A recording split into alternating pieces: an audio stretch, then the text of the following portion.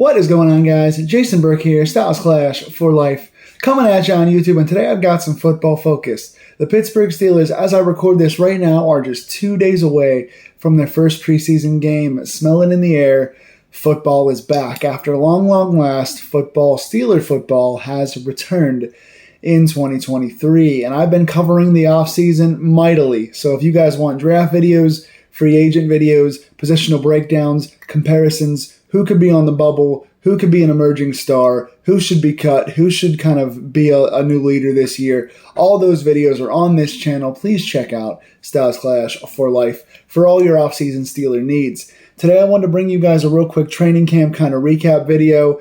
When I last saw you guys, I talked about Quan Alexander and kind of what his signing means to the team. Now today I want to bring you guys one final review of the things that have stood out to me in training camp so far in the last, week and a half or so, about the last 7 to 10 days. A couple quick things stood out. Number one, Corey Trice's injury. I have not gotten a chance to really discuss this at length. You guys know I thought Corey Trice was one of the biggest steals in the draft.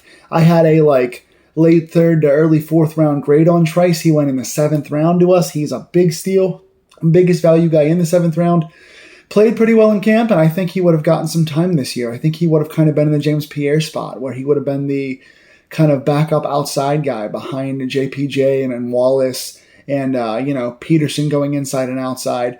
I thought Trice would have been the next outside guy, the Pierre-style backup at the 4 or 5 spot as a corner.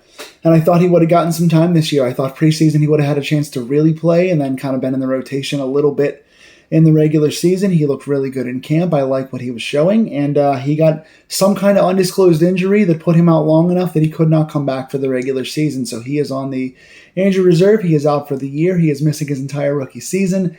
I'm very hurt by that. It's not a gigantic blow to the Steelers, so to speak, but just out of an intrigue standpoint for a 7th round pick and for a depth standpoint, that is a big loss for us.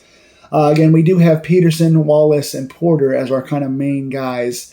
Along with guys like Chandon Sullivan, we have XFL guy like Luke Barku, Elijah Riley playing in the slot. We've got some potential there, but to lose a young guy like that who's been showing out in camp and looking way better than a 7th round pick, I was really intrigued, and I'm sad to see him out for the season. Next interesting thing I've seen in the last couple of days, Kendrick Green officially goes to fullback. We've seen Kendrick Green. He's a big guy. He's in shape. But he's proven to us that he was not worth his draft pick 2 years ago as an offensive lineman. They started him out at center in his rookie season. He was really, really rough at that spot. They moved him to a backup guard spot and tried to get him a little playing time here and there. He didn't really do much at the guard spot. He's not an offensive lineman. What he is, though, even though he's undersized, he's a big, strong guy who's very athletic for a guy his size. What is he, 270? 280? I mean, he's a big guy who's very quick and very athletic for a guy that size. And I always said that his strengths as a blocker were when he came around the edge, he would come around and he would block in space. When you get him to pull and block in open space and get a running start to tackle guys in the hole and hit guys hard in the hole to create space for your running backs, that would be his big strength at guard. And that's what he did best when he was a center, was pulling and hitting guys in space. That's what fullbacks do. Fullbacks pull, fullbacks get running starts, fullbacks go untouched off the line and hit guys to create holes for your running backs. That is the best place for Kendrick Green. Now, there's still not a big chance he's going to make the team, at least as a starter or any kind of significant playing time, because we've now got Connor Hayward, who's listed both at fullback and tight end on the depth chart so far. He's had a very valuable camp time. He's been doing stuff with running the ball a little bit. He's been blocking. He's been catching the ball. He's been running routes and getting himself open on routes, which is uncharacteristically awesome for a backup tight end / fullback guy. Running routes well, good IQ, hard-nosed football player. I love what he's been doing. So there's a good chance he comes into this season as your starting fullback, which means Kendrick Green has no real starting spot here. That said, I think this is a good move. I think that Kendrick Green was not going to be a center. He was not going to be a guard. He's got no spot on the offensive line, but he is a big athletic guy who's shown that he can block in space. So putting him in an experimental spot that could use his strengths and hide his weaknesses and get the most out of a guy who you did pick in the draft a couple years ago who's still young and athletic, this is a smart way to try all options, do some unique stuff, and see what he can do. He caught a pass already. He got a carry already. He's been blocking pretty well at fullback. They're trying different things with him, and they're making the most of guys on their roster who otherwise would not be used at all. So I like the opportunity, and I'm interested to see him play at fullback in a game. I really want to see what he can do in a game, and I'm kind of low-key rooting for him, even though I want to see Connor Hayward be our starting fullback because that guy needs to be on the field more often. But very interesting there. Quan's arrival, I talked about Quan Alexander in a previous video. Go check that out as my last Steeler video posted last week. Quan came in. Haven't heard too much about him in the last, couple days, but his first couple days he came in, got on the field immediately and looked very fast. He looked fresh. He looked quick. He looked energetic. The guy's got a good mind for football. He knows how to read the hole and hit hard. He's a very uncharacteristically hard hitter for a guy his size. He's lanky. He's quick. He's a veteran, so he's smart. I love the way Quan plays the game. He's already listed as the third inside linebacker behind Cole Holcomb and Landon Roberts so far. Roberts has looked like a very sure tackler. Holcomb has been boom or bust because his coverage has not been the best so far, but he looks to be our ace. Quan is very much like Cole Holcomb. If he's healthy, he's going to be one of the best two guys on the field at the inside linebacker spot. If he's healthy, he should be a starter. I think Cole and Quan is your ideal athletic linebacker combination because Cole's a best cover guy we have so far until Quan got here. Super athletic, but also a downhill thumper who's a complete guy. Quan comes in now as a hitter who can really cover, who's one of the probably better, more underrated athletic coverage inside linebackers in the league. And so that's kind of an ideal thing. But Landon's been looking pretty good as a tackler so far in the preseason. So watch out for Quan Alexander and see how much he gets on the field because now we have this new triumvirate. These three really impressive veteran long-term intelligent inside linebackers who are going to rotate. And then you've got Mark Robinson who's come in killer shape. He's done the biggest body transformation from last season to this season over anybody. He's undersized. He's always going to be small. But dude is packing on muscle. He looks super athletic. He's been aggressive. And he's blown a few guys up. When they're doing the backs on backers, he's hit a couple running backs out of their shoes. This dude's a beast. So for these four inside linebackers, you have to feel better about your diversity, your options, your potential, and your growth from last season to this season. Now we're looking at really three guys that stood out big time to me this preseason who I've really enjoyed. I want to discuss Calvin Austin. You guys know since last year, I've been cheering for this speedster. I love Calvin Austin. I love the guy's combat catch ability. I love his strength for a guy his size. His speed makes him one of the most dangerous receivers in the league if he's healthy. I love Calvin Austin. Loved his camp last year. Love his camp even more this year. He's been consistently one of the best guys in camp. And all of our receivers have all been good, right? So like Deontay Johnson's been getting a lot of separation, running very good routes, catching consistently everything. His hands have been great. George Pickens obviously has made circus catches. He's done several toe taps. He's been winning the 7 shots for the touchdowns every single day. He made that incredible catch over JPJ, who had good coverage on him. He's just a freak. George Pickens is probably a top 5 elite wide receiver coming into this season already. The guy is an absolute monster, and as long as he gets his targets, he's almost unguardable at this point. And he's starting to run routes a little bit. He's still got some work to do. But if that guy learns to run routes and get separation like a Deontay would on his routes on top of his hands and his combat catching and his locating the ball ability and his toe tap ability, he's unguardable.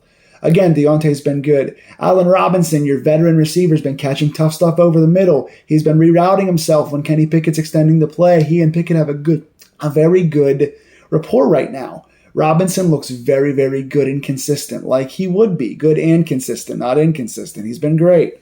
But I think Calvin Austin has made it such in his gadget plays, his screens, his speed, his getting open downfield, his consistently burning guys and catching the ball in tough spots. Calvin Austin has made it almost impossible not to include him as a wide receiver this year. Yes, he's the front man for returning. He's going to get the returns.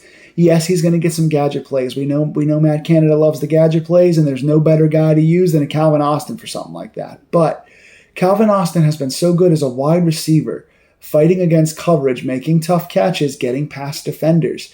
He's made it so tough that we're going to have to use 4 wide receivers this year. And you start to look and you start to go, okay, now we can use 4 wide receivers with a trusted veteran in Robinson and Calvin Austin. We can use multiple tight ends now with freakish Darnell Washington out there. We can use a fullback Connor Hayward out there. So we've got options, fullback, tight end, wide receiver. We have a stacked offense full of guys who do different things and do a lot of things well. Another guy who's impressed me, Anthony McFarland. He's kind of a solid camp name every year. This has been his best camp in my opinion. He looks fast. He's breaking tackles. He's getting in space. He's looking like the Calvin Austin of the running back group. He's looking amazing. I don't know if it's going to translate to the regular season. He's had his last 2 preseasons have been pretty good too. I think he's almost a sure thing to make the 3rd running back spot, like barring injury. I think he's a clear running back 3 behind Najee and Warren. I think he's a good running back 3. I like him being the 3rd guy on this roster. Beyond that, can he actually play in the regular season? Can he make a real impact in the regular season? I don't know. It's hard to say. He's done this for the last 2 years and not translated to the field in the regular season. So I'm not getting too hyped on him, but I think his camp has been great, and I think he is a clear number 3 running back for us. Hakeem Butler. Hakeem Butler has been inconsistent, wildly inconsistent.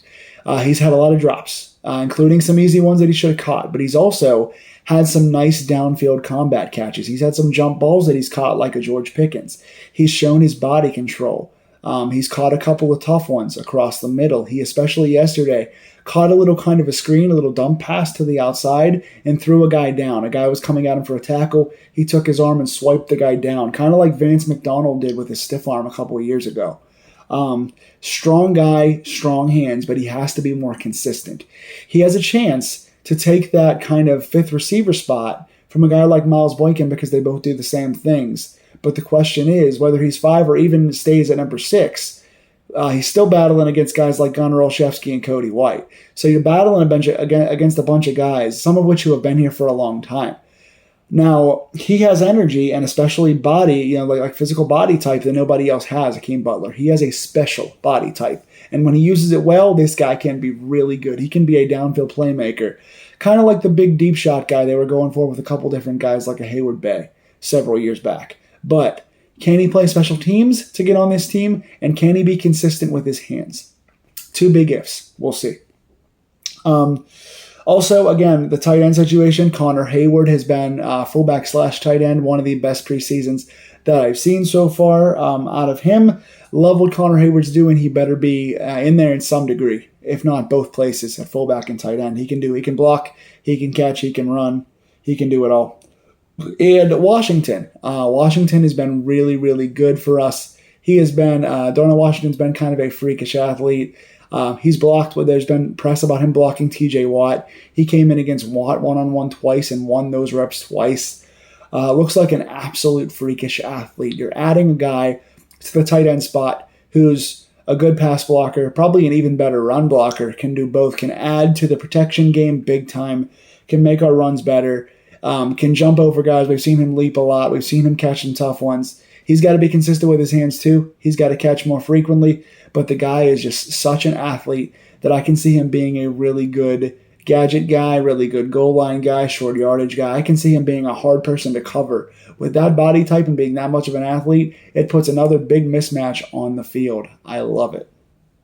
Finally, one final thing we've been talking about all preseason, and I think they're making too much of a mountain out of a molehill, as my mother used to say, is the Broderick Jones versus Dan Moore battle for, is it left? I think it's left tackle. I want to say it's left tackle.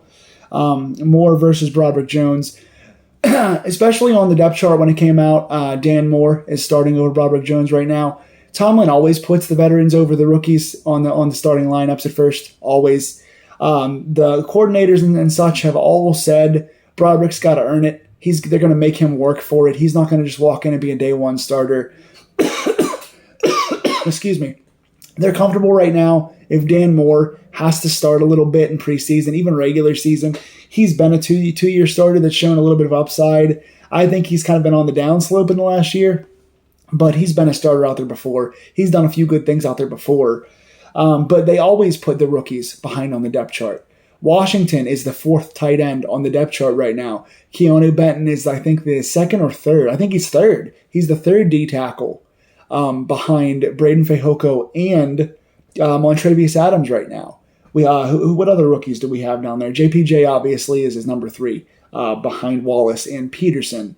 But all the rookies are always behind, the veterans. It's just how Tomlin does things. So whether he's starting or not, Tomlin's not tipping his hand. He's going to keep Broderick honest and make Broderick work for it. Broderick is another guy, much like Washington, and in some ways like Calvin Austin with the athleticism in terms of his speed, much like the size of a guy like a Butler. The guy's a freakish athlete. He's a freakish athlete. He's a big, strong bull who has some technical abilities. He's got some stuff to work on. But I think, if not by week 1, maybe at least week 3 and 4, he integrates himself in there at tackle and becomes a starter before midseason, in my opinion. If not, by the end of preseason. They're going to make him honest, keep him honest, and make him work for it, and that's a positive thing. So Steeler camp has me very excited. This roster from last year to this year is a complete turnover in a positive way. We've got so many athletes. We've avoided injury so far, minus Corey Trice, which I'm sad about, but we've avoided injury otherwise. Canada's looking to put some new wrinkles in there. Everyone looks hungry. Pickett looks better. The receivers all look sharp. The runners all look sharp. This has been a really good camp for us. And I'm coming in right now this year, in this new era, more excited than I can recall myself being for several years. And in terms of the roster and the changeover of the roster, I'm more excited than maybe I've ever been before as a Steeler fan to see the differences and see the athletes hit this field that I'm ready to see translate to a game. So what do you guys think? What are your camp notes so far? What do you think of the notes that I gave? And what do you expect coming into this Friday's preseason game? I will be here either Friday night or at sometime Saturday to review the Steelers preseason game. I'll give you guys all of the key players, key plays, stuff like that. What are you looking to? Who are you looking forward to on Friday? Let me know in the comments below, and please like, share, and subscribe if you like these Steeler deep dives. Come back and for more Pittsburgh Steelers videos, and as well as my movie reviews, my poetry, my movie stuff itself, and all kind of other things on this channel. Stay tuned. Go Steelers. See you guys Friday.